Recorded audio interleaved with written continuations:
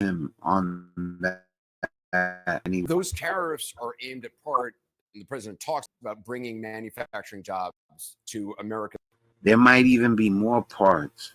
So if I find, because I've only found 2 videos so far, but if I find any more videos besides the ones that I found, I think they broke them down into clips, then I'll probably bring you the rest of the parts. Right now, I only found 2 parts, and that could be the whole interview, but I'll check it out. If it's longer than what the 2 videos add up to the interview, then I know that there's another part or two. So we're going to get into the video. Let me bring it back to the beginning, and let's see what they got to say. Those tariffs are aimed at part, and the president talks about bringing manufacturing jobs to America. The White House talked about iPhones being made here in America. Some economists have said it would cost thousands of extra dollars to buy an iPhone. Is that realistic? I think I don't know the answer to that. But what I do know is the immediate harm is very significant. And it is going to, it just Target the other day buying something. And I looked around there, virtually all of those products sold in stores like Target are see significant increases in prices if Trump gets his way with tariffs. That's going to hurt working people a whole lot. This is Watchorn, manager of Centers for Medicare and Medicaid Services. She's worked with the federal government for 30 years. Thank you for your service. Marge is a Democrat from Ellicott City, Maryland. Marge? Senator, what would you say to federal employees who are concerned about the careless workforce cuts being effectuated by Elon Musk and Doge? I want to say 2 things about that. First of all, thank you and your colleagues for your years of service. The vast majority of federal are trying their best to do the that have to be to protect the American people, and I thank you all very much for that. The idea that Mr. Musk goes around and with a chainsaw, I mean, that is his metaphor, a chainsaw, slashing jobs all over the place, telling people based on nothing that they have poor performance records, throwing them out into the street is outrageous. But I want to say something else above and beyond. And by the way, I was just on the floor a few hours ago. You gotta love them, man. They have decided in their brilliance, and I suspect this is a Musk initiative, to lay off, they have a proposal to lay off 83,000 workers at the Veterans Administration. Got that? So we made a commitment to the men and women who put their lives on the line that we were going to provide them with the best quality health care. How could you just can people like that? How could you, we're supposed to be about he's got he's slashing jobs. You making jokes out of people losing their salaries. That we could. And generally speaking, I know in my state, veterans are very proud of the health care they get in White River Junction, Vermont, and that's true in many places in this country.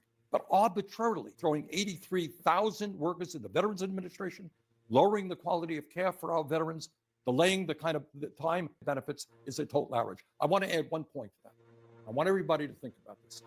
Most people, we have millions of federal employees, most people are not federal employees. And I think many people are saying, wow, that's outrageous. I really feel for these federal employees thrown out on the street. But I want you to think about this. If Musk can do this to federal employees, some of whom are in unions, some of whom work for years, what do you think he's going to be doing when artificial intelligence and robotics comes for your job? Guess what? The job you have today ain't going to be here in 10 or 15 years. And you think Musk and his friends are saying, oh my goodness, how do we protect American workers from the explosion in technology that we're seeing? They don't give a damn about you. If this is what they could do to employees, think about what they could do to people in the private sector. I'm hoping that AI balances itself.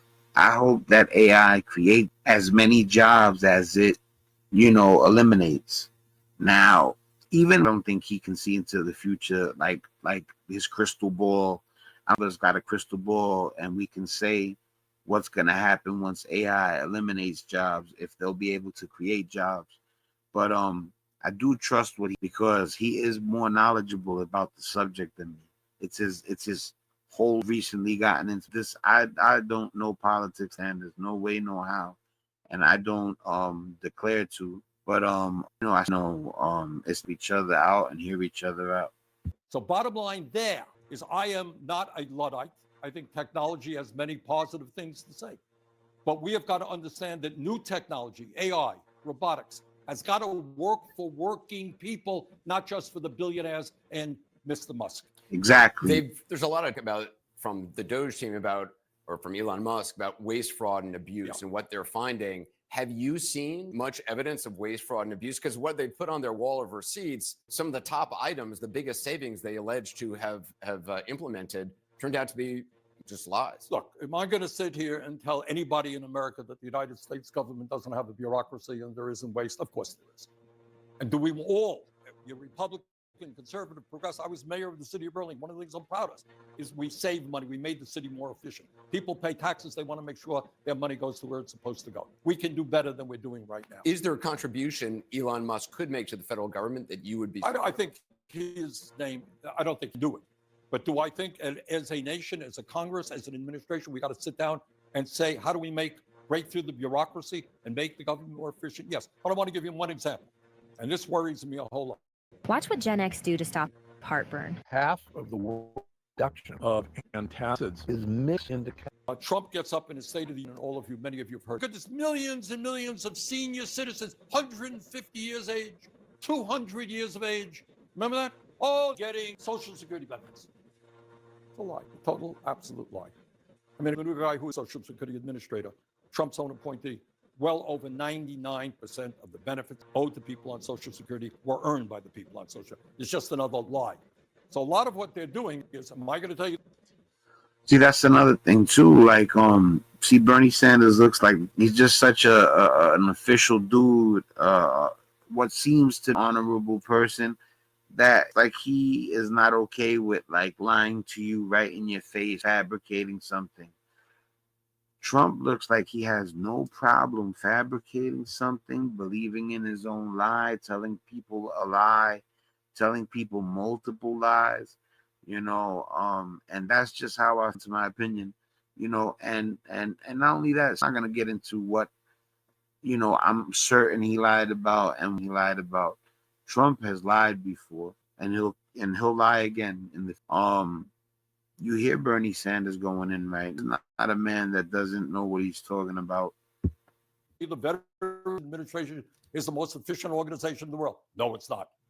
But you don't simply, with a chainsaw, if you like, get rid of 83,000 people, then say it's not going to impact the quality of care that our veterans receive. The president's keeping a 10% tariff on most countries, 25% on some goods from Canada and Mexico, 125% now on China. Has all of this chaos permanently damaged our economy, our reputation in the world? Look, I live in Burlington, Vermont. You should all come up and visit us sometimes. We're a great city, a great state.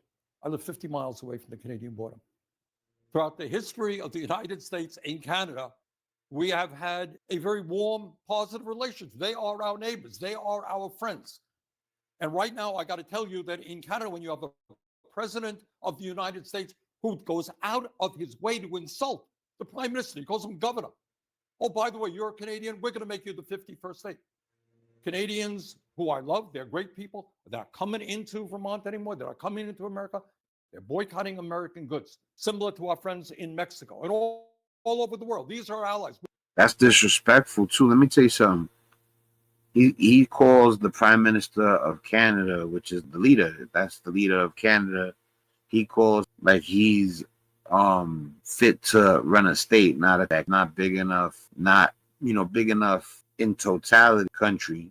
He calls him out his name. That's disrespectful. Would call a czar out his name like that, it would be to the czar. It would be that poke the bear. Why would not a bear? Like, I'm just saying, why would you poke them? Why start with them for no reason? When all they could do, all a good candidate do, you try to throw that in the smart enough to know that Trump doesn't speak for all of us. We fought World War II. We defeated Nazism, fighting with our friends in UK and France, throughout Europe. And now they're saying, what in God's name is going on with the United States of America? So that this nation... It's not the United States. It's Trump. And I'm keep telling Trump isn't the United States. We are the United States. And I know people don't agree with him out there. I don't even know how he got into office. I really don't. All of us want to see as what did Ronald Reagan call the city on the mountain? City. Hill, close. Sorry. Ronald Reagan all that often. But, we want to be a model to the world. We want people to say we want to be like the United States. Not, oh God, United States. Let's get to our first questioner. This is Nate Gilsaw, legal administrative specialist at the Department of Justice. Burke, he's welcome. Senator Sanders have consistently opposed trade agreements like NAFTA and the Trans-Pacific Partnership, citing their effects on American workers. Recently, President Trump and Bernie Sanders should be president, or he should get a real solid run at president. How do we like Donald Trump? And understand what I'm saying? Like I believe before he should have won. Should have been way closer. Like he deserved. Put it to the Trans-Pacific Partnership. Their detriment. Justice from Burke, Virginia. He's a Republican. Nate, welcome. Thank you. Senator Sanders, you have consistently opposed trade agreements like NAFTA and the Trans-Pacific Partnership, citing their detrimental effects on American workers. Recently, President Trump imposed broad reciprocal tariffs on numerous countries, leading to significant market disruptions and international backlash. How do you assess the effectiveness of such tariff strategies in protecting American jobs? And what alternative measures would you advocate to ensure fair trade without escalating global trade tensions? Thanks a lot. And Nate is quite right. Not only did I vote against a Clinton-inspired NAFTA and PNTR, which I helped the effort against, and I think why. What I saw and wanted to prevent was the decimation of communities all over this country where working people had decent jobs, often with unions, in a factory. And what these trade agreements in essence said to corporate America, hey, no problem, you can throw American workers out on the street. You can go to Mexico, you can go to China and hire people for pennies an hour. And I thought that was a horrible idea. It was a horrible idea. It resulted in the loss of thousands and thousands of factories in America, the loss of millions of jobs. So to answer Nate's question, look, what I think is tariffs used selectively are a good idea if they're going to protect American jobs. But to arbitrarily, out of nowhere, come up with a tariff that they can't even judge. Yeah, you gotta select the right percentage, and you gotta select the product that the right percentage tax to put on it. You don't just have a tariff argument. That's what he did. Justify or explain to virtually every country on earth is absolutely counterproductive. All right, it's over, guys. Listen, man, let me hit like first of all. Yeah, man, you can't listen, man. Bernie Sanders is the man. You know, I don't wanna overdo it on the praise. I don't want you guys to see Sanders had this, but man, you know, like if we talk about logic, common sense, you know, that's with logic.